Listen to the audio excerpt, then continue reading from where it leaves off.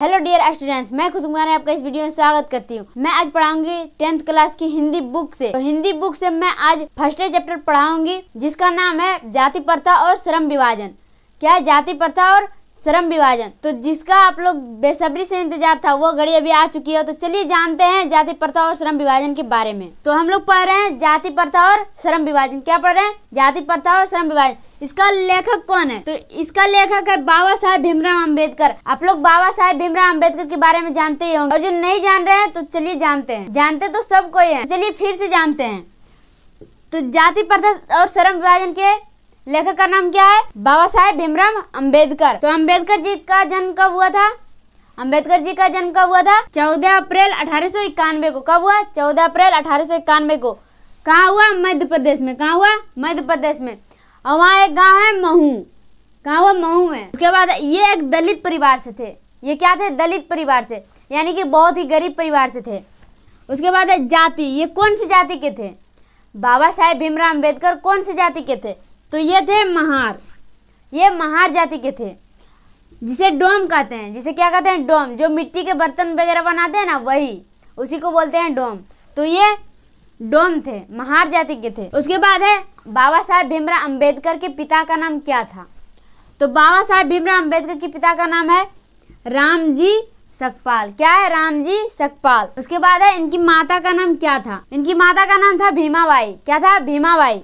उसके बाद है इनका विवाह। इनका विवाह कब हुआ था? बाबा साहेब भीमराव अंबेडकर का विवाह कब हुआ था? तो कब हुआ? 1906 में। आप लोगों से क्वेश्चन पूछा जाएगा कि बाबा साहेब भीमराव अंबेडकर का विवाह कब हुआ था। आप लोग याद नहीं रखिएगा तो कंफ्यूजन में रहिएगा और अच्छे से जवाब नहीं दे पाइएगा। तो आप लोग याद रखिएगा कि बाबा साहेब भीमराव अंबेडकर का विवाह कब हुआ था? तो 1906 में हुआ था। कब हुआ? 1906 में। अब किससे हुआ? रामाबाई से। किससे हुआ? रामाबाई। इनकी बाबा साहेब भीमराव अंबेडकर की पत्नी का नाम है रामाबाई। क्या है? रामाबाई। उसके बाद है इनका मैट्रिक पास कब हुआ? ये मैट्रिक कब किए थे? बाबा साहेब भीमराव अंबेडकर मैट्रिक पास कब हुए थे? तो 1907 में हुए। 1907 में हुए, यानी कि 1907 में मैट्रिक का एग्जाम दिए। और इनका विवाह हो गया था 1906 में। कब हुआ? 1906 में, यानी कि ये 9th क्लास में थे तभी इनका शादी हो गया था। ये 9th क्लास में थे तभी इनका शादी हो गया था। उसके बाद इन्होंने प्रथम भाषण कब दिए थे? इन्होंने प्रथम भाषण कब दिए थे? तो इन्होंने प्रथम भाषण दिए थे 1936 में। कब दिए? 1936 में। और कहाँ दिए? लाहौर में दिए थे। तो बाबा साहेब भीमराव अंबेडकर के बारे में और भी जानते हैं।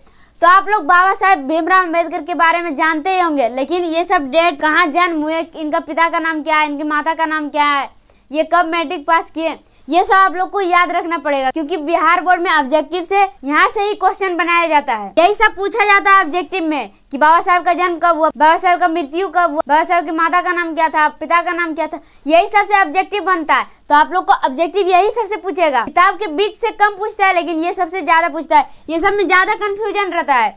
इनका डेट याद नहीं रहेगा। आप लोग एक चैप्टर पढ़िएगा तो याद हो जाएगा कि बाबा साहब के बारे में याद हो गया, लेकिन आगे चल करके 2 चैप्टर 4 चैप्टर और भी पढ़िएगा ना तो कंफ्यूजन हो जाएगा कि 1906 में क्या हुआ था, 1906 में क्या हुआ था, याद नहीं रहेगा। इसीलिए आप लोग याद कीजिए, अच्छे से रटिए इसको और अच्छे से दिमाग लगा के याद कीजिए, ताकि अच्छे से याद रहे और एग्जाम तक भुलाए ना। एग्जाम तक क्या, जिंदगी में कभी ना भुलाए। तो आप लोग मेहनत कीजिए, अब भी टाइम है मेहनत करने का। लास्ट में सोचिएगा कि याद कर लेंगे, एग्जाम हॉल में जाने से पहले बैठ के याद करेंगे, याद हो जाएगा, तो ऐसा नहीं होगा। वहां जाकर के और भी कंफ्यूजन, जितना ज्यादा नजदीक आएगा एग्जाम उतना ही आप लोग कंफ्यूजन में रहिएगा।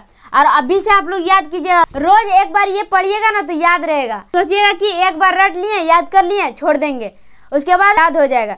ऐसा नहीं होगा। जो मेरे साथ हुआ है ना वही मैं आप लोग को बता रही हूँ, क्योंकि किसी इंसान के पास जिस चीज का अनुभव रहता है ना वही आप लोग को बताता है। जो उसके साथ बीता है, जो उसके साथ हुआ है ना वही आप लोग को बताता है या बताती है। तो मेरे साथ जो हुआ है वही मैं बता रही हूँ। याद नहीं होता है जल्दी। आप लोग रोज सुबह में एक बार पढ़िएगा तभी याद रहेगा। और जब तक एग्जाम नहीं खत्म होता तब तक पढ़ते रहिए। जब तक आप लोग एग्जाम देकर नहीं आ जाते तब तक इसको देखते रहिए। 2 दिन बाद, 1 दिन बाद देखिए, लेकिन देखिए, इसको याद कीजिए। एक बार नहीं होता है तो कम से कम सुबह में उठते हैं तब एक बार देख लीजिए इसको। आप लोग मैट्रिक का एग्जाम देंगे, वहाँ कोई बताने वाला नहीं होगा, किसी से आप लोग पूछ नहीं पाइएगा।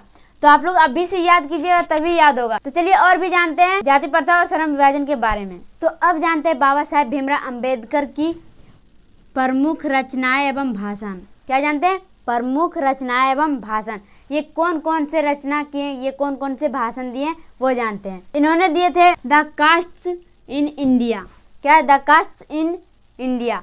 उसके बाद है देयर मैकेनिज्म। उसके बाद देयर मैकेनिज्म है। उसके बाद है जेनेसिस एंड डेवलपमेंट। क्या है? Genesis and development. उसके बाद है हु आर दे। क्या है? Who are they. उसके बाद है हु आर सुधराज। क्या है? हु आर सुधराज। उसके बाद है बुद्धिज्म एंड कम्युनिज्म। क्या है? Buddhism and communism. उसके बाद है द एनिहिलेशन ऑफ कास्ट। इनकी ये रचनाएं और भाषण है, ये इनकी प्रमुख रचनाएं और भाषण और भी है। उसके बाद है बाबा साहेब भीमराव अंबेडकर का मृत्यु कब हुआ। बाबा साहेब भीमराव अंबेडकर का मृत्यु कब हुआ? तो बाबा साहेब भीमराव अंबेडकर की मृत्यु हुआ दिसंबर 1956 ईस्वी में। कब हुआ? दिसंबर 1956 ईस्वी में। कहाँ हुआ था? दिल्ली में। कहाँ हुआ था? दिल्ली में। तो मुझे पूरा यकीन है कि आप लोग को बाबा साहेब भीमराव अंबेडकर के परिचय समझ में आ गया होगा। यह जाति प्रथा और श्रम विभाजन के लेखक कौन है? भीमराव अंबेडकर। अभी जितना भी लिखी हूँ सब बाबा भीमराव अंबेडकर का परिचय है। इनके पिता का नाम क्या था, माता का, यही सब क्वेश्चन पूछा जाता है बिहार बोर्ड में। अब ऐसा क्वेश्चन पूछ देगा, अब बोलेगा कि बाबा साहेब कौन से भाषण दिए थे, बाबा साहेब भीमराव अंबेडकर कौन से भाषण दिए थे। अब बहुत सारा ले लेगा, किसी का कहानी दे देगा, किसी का कविता दे देगा, किसी का क्या क्या दे देगा, मतलब मिला जुला के देगा और इनका एक भाषण दे देगा। अब बोलेगा बाबा साहेब भीमराव अंबेडकर का भाषण कौन सा है, बाबा साहेब कौन से भाषण दिए थे। तो आप लोग को याद नहीं रहेगा तो आप लोग नहीं दे पाइएगा जवाब, आप लोग का 1 नंबर छूट जाएगा। और आप लोग जानते ही होंगे कि बिहार बोर्ड में 1 नंबर कितना महत्वपूर्ण होता है, बिहार बोर्ड में 1 नंबर कितना महत्वपूर्ण होता है। तो आप लोग ये सब याद नहीं रखिएगा ना तो नहीं रहेगा याद। आप लोग बोल रहे हैं ना याद कीजिएगा तब रहेगा याद, नहीं कीजिएगा तो नहीं रहेगा। और रोज रोज पढ़िएगा, रोज रोज इसको एक बार देखिएगा तभी याद रहेगा। सोचिएगा कि जिस दिन हिंदी का एग्जाम होगा उस दिन याद करेंगे तो वहाँ जाके और कंफ्यूजन में चल जाइएगा, वहाँ समझ में ना आएगा क्या होगा नहीं होगा। तो आप लोग अभी से याद करना स्टार्ट कीजिए, अभी बहुत टाइम है, आप लोग अभी से याद कीजिएगा तो याद रहेगा। तो मुझे पूरा यकीन है कि आप लोग को बाबा साहेब भीमराव अंबेडकर के परिचय, जीवन परिचय के बारे में समझ में आ गया होगा अच्छा से। तो इनका क्वेश्चन आंसर आगे क्लास में मैं पढ़ाऊंगी। तो अभी तक इतना ही काफी है, तो मिलते हैं आगे क्लास में। धन्यवाद।